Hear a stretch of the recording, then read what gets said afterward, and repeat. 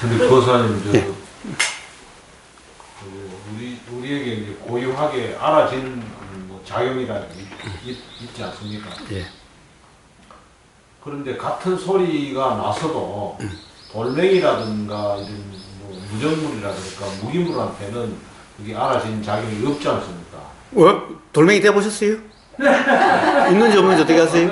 돌멩이는 안 돼봤지만 뭐 물론 이제 그 떨림이라든가 진동이 우리가 생각하는 의식하고 뭐 같은 거라고 연결을 지을 수 있겠습니다만. 당연하죠. 당연하죠. 사실 우리는 이 들림이라는 들림을 알미죠. 그래서 이식 그러죠.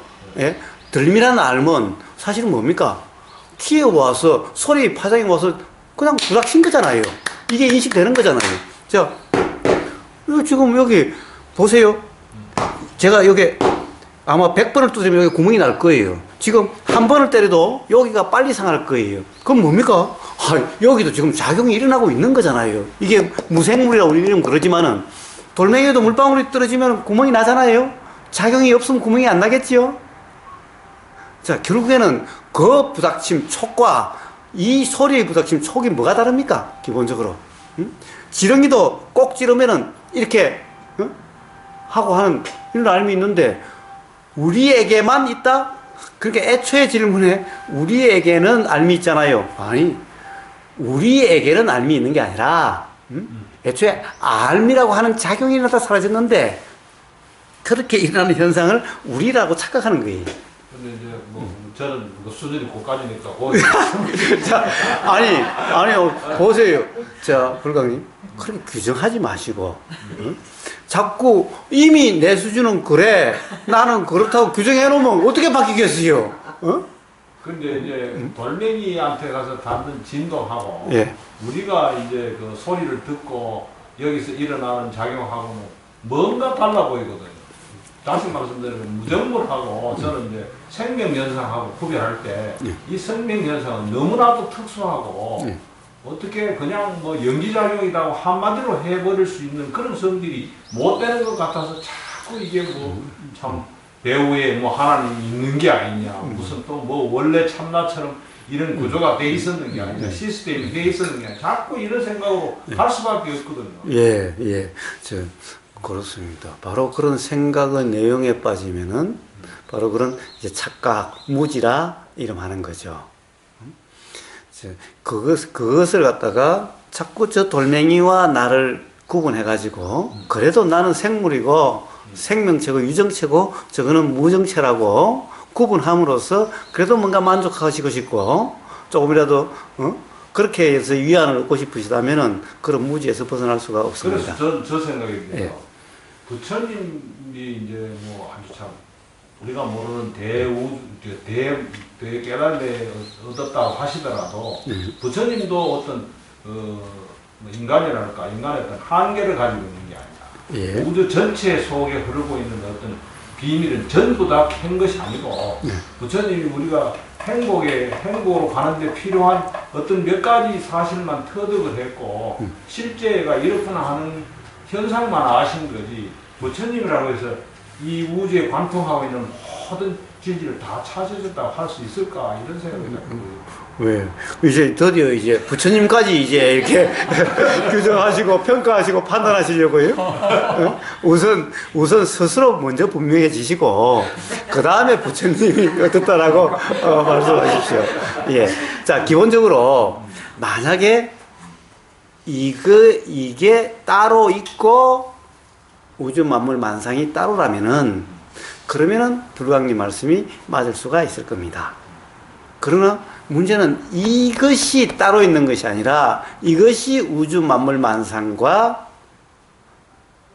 연기 작용되고 있는 하나의 현상일 뿐이기 때문에 연기되고 있기 때문에 독립해서 있을 수가 없기 때문에 이것에 대해서 분명하면은 우주 만물 만상에 분명하다라는 겁니다. 자, 요것 외에 나머지의 작용되는 이치와 요거에 작용되는 이치가 다르다면은 그러면 당연히 부처님의 말씀을 다 보면은 부처님은 다 여기서 경험되는 이것에 의해서 모든 이치가 분명해지신다고 말씀하시는 거예요. 그러니까 그러면 다른 것을 알 수가 없겠지요. 그러나 이 이치가 다르지 않기 때문에 이것이 독립되어 있는 것이 아니기 때문에 서로 작용되는 우주 만물만상의 작용의 이치와 이 몸이라고 나라고 하는 사람이라고 하는 이것의 작용이 똑같기 때문에 이것에 대해서 분명하면 우주 만물 만상에 대한 이치가 분명해지기 때문에 불광님의 말씀은 맞지 않다라는 겁니다. 그래서 물론 이제 제 말씀 틀린 건 아는데요. 틀린다면 왜 그런 말씀하세요? 이제 거사님 말씀이라든가 부처님 말씀이 이제 너무시 이제 이해는 가는데 예. 사실 이제 우리 이제 인체 구조만 이렇게 따져보더라도 이제 뭐 눈이라든가 코라든가 이게 이제 저는 이제 뭐 이거 실체가 있는 듯이 늘 생각이 오다가 거사님 말씀을 듣고 부처님 말씀을 듣고 이게 실제로 있는 것이 아니가 무아니비설신 하시듯이 이게 하나의 현상으로서 작용의 결과로서 나타나는 거다.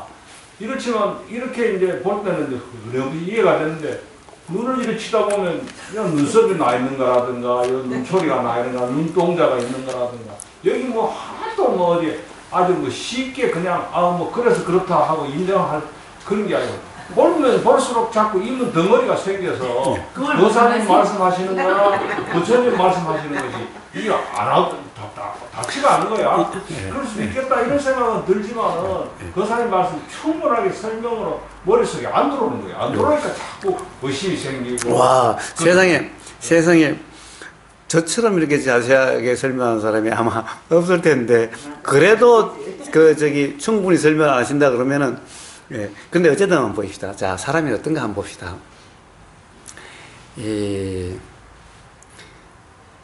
우리는 전 세계에 이렇게 한번 여행을 해 보십시오. 그러면 어디 가면은 기묘한 돌이다고 어떤 건 저기 해인사만 가도요.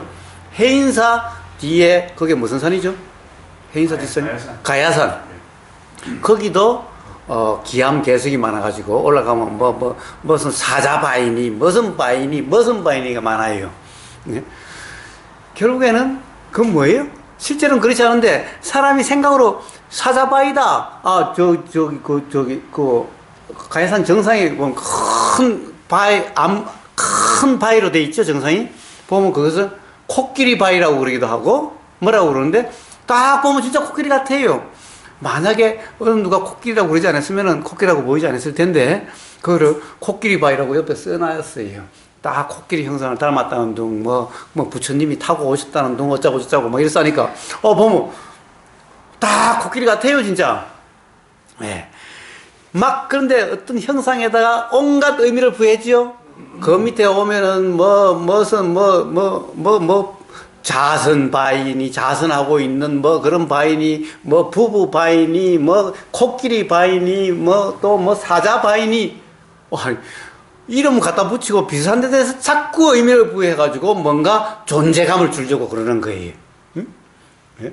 지금 불광님이 바로 그러한 사람들의 생각의 내용과 생각의 내용에 자꾸 어떤 의미를 부여하고 실체시를 부여하고 그러다가 의미를 부여함으로써 또 삶에 대해서 뭔가 의미를 부여하려고 하고 하는 그러한 가장 무지라고 이야기하는 그런 데 대한 집착. 그 집착 때문에 뭔가 자신을 어떤 이렇게 태어나서 이렇게 살았던 여기에다 뭔가를 자꾸 의미를 부여하고 싶어가지고 그러시는 거예요. 그래서 우리는 그런 것을 곳곳에 가면 알 수가 있어요. 곳곳에. 미국 가도 큰 바위의 얼굴이니 이런 모든 것이 그렇습니다. 자, 문제는 그렇습니다. 자, 그런 생각이 든다 그러셨죠? 예. 그런 생각이 든다고 그러셨는데, 불광님은 도대체 우보가 이야기하는 존재가 아니다. 라고 하는 그런 지렁이, 우리 그 명상관에 있는 사띠, 이런 얘기를 하시는 건 별로 귀에 잘 안 들어오시는 거예요. 그리고, 불광님의 마음에 드는, 가령 우리 존재를 좀 의미를 부여하고, 좀, 뭔가, 귀중하게 또는 소중하게 또는 의미가 있다라고 생각되는 이런 이야기는 귀에 쏙쏙 들어오고 이러시는 거예요. 우리 명상마을의 운영회원 중에 대전의 생명과학연구원의 두 박사 교수님이 계세요. 그 중에 한 분은 대구 분이에요. 대구. 현풍 분인가? 현풍곽씨. 대구 분인데, 이 두 분이 한 분은 미생물 박사고 한 분은 식물 박사, 식물의 호르몬 박사인가 그런데 이 한국생명공학연구원에 두 분이 계시다 보니까 제가 가끔 초대받아서 가봐요. 가보면 거기에 연구소의 이름이 아주 가령 미생물연구소, 식물연구소, 동물연구소, 온갖 게 있죠. 근데 요즘은 가보면 이상해요. 팩토리라는 말이, 공장이라는 말이 많아요. 팩토리, 또 심지어 게놈 에디팅, 즉, 편집한, 생명과학인데 생명을 편집한대요. 에디팅, 우리는 에디팅이 뭡니까? 요렇게 짜 맞춰가지고, 요렇게 뭘 만드는 거잖아요. 이 생명, 유전자 게놈이라고 하는 것을 편집을 한대요. 예를 들면은, 밥만 먹으면 이 소화가 잘 안 되는 거예요. 응? 제가 부사님한테 이야기를 했나? 누구한테 이야기를 했나? 어떻게 보면 복음처럼 들릴지 몰라요. 게놈 에디팅을 하면은, 예를 들어서 어떤 통증이 느껴지는 또는 소화가 안 되는 에디팅을 통해서 소화 잘 되는 이 게놈으로 바꿔주는 거예요. 편집한단 말은 빼고 유지하고 이걸 연구하고 있어요. 그거 보면 게놈 에디팅 이런 게 있어요. 그래서 또 세포를 배양한대요. 그래 팩토리 공장이래요. 이건 생명이죠. 공장 이런 이름이부터. 왜 제게는 그게 보험으로 들릴 거라고 생각하세요? 아니 왜냐면 평상시에 이제 가령 뭔가 몸에 불편이 이제 일어나는 사람, 어떤 사람이 제가 온 사람 중에 한 사람이 소화가 안 된대요. 아주 심하게 소화가 안 된대요. 예. 부산 무주님이 그래서 이렇다 게놈 에디팅이라고 하는데 언젠가 그게 되면은 그럼 그렇게 되면 된다.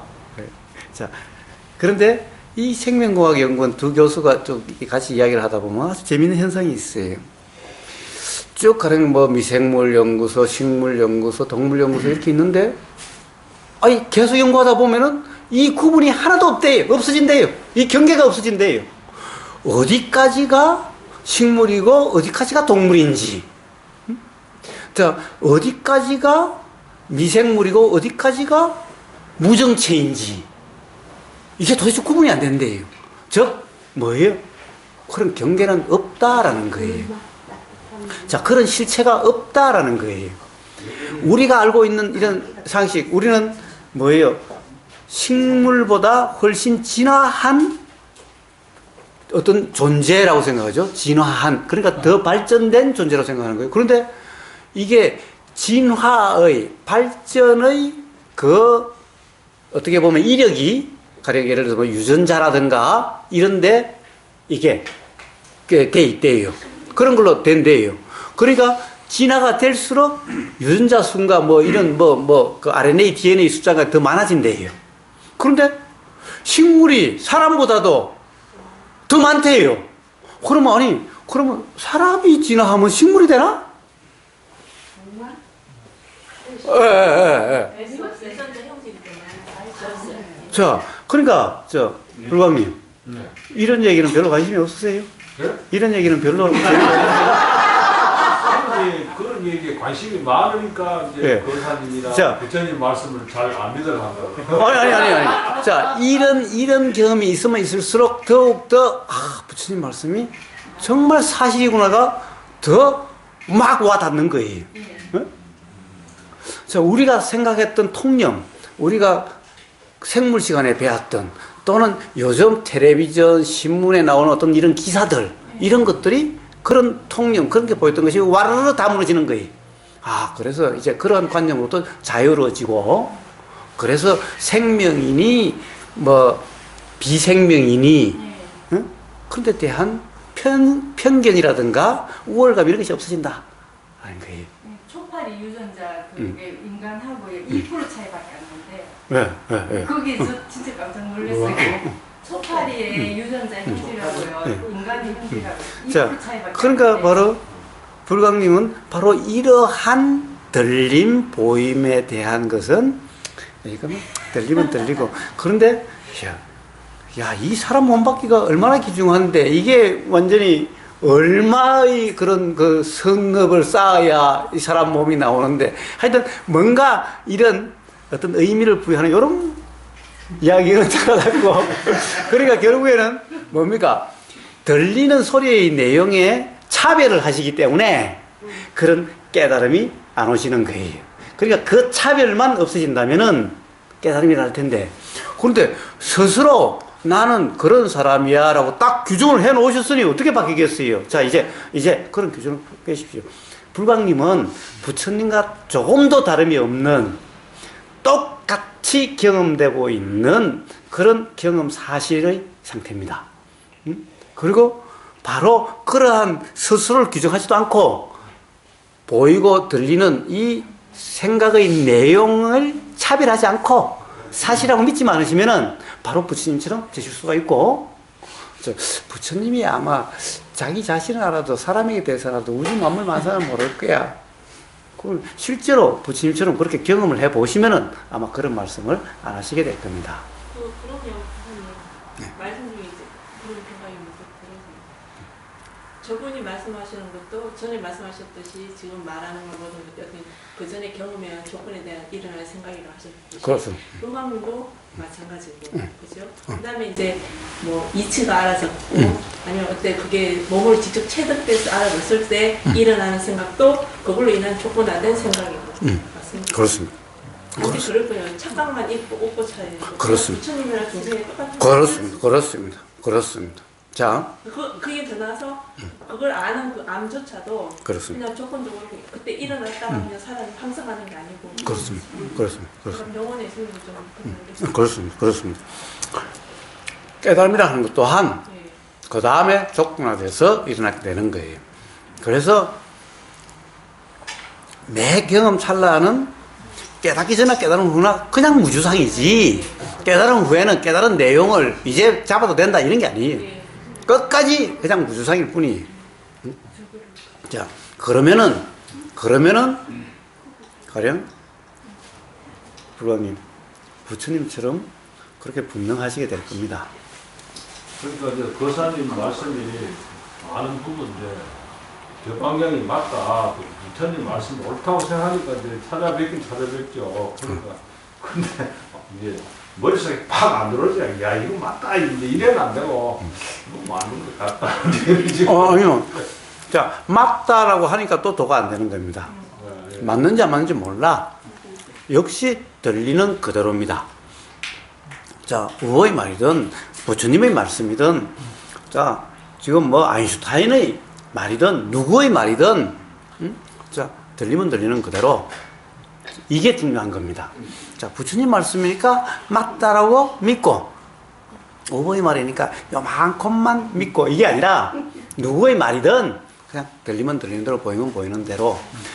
이것이 중요하신 겁니다. 그 경험에 의해서 불광님 스스로 자명하게 된 겁니다. 부처님 말씀을 통해서 먹고 되는 게 아니고, 이게 중요하게 되는 겁니다. 그래서 이 불광님은 불각임을 자각하시면 돼요. 그런데 이름은 불각이라고 지어 놓으시고, 내가 어떤 부분은 내가 깨달음이 있어. 그러니까 이 부분은 내가 양보할 수 없어.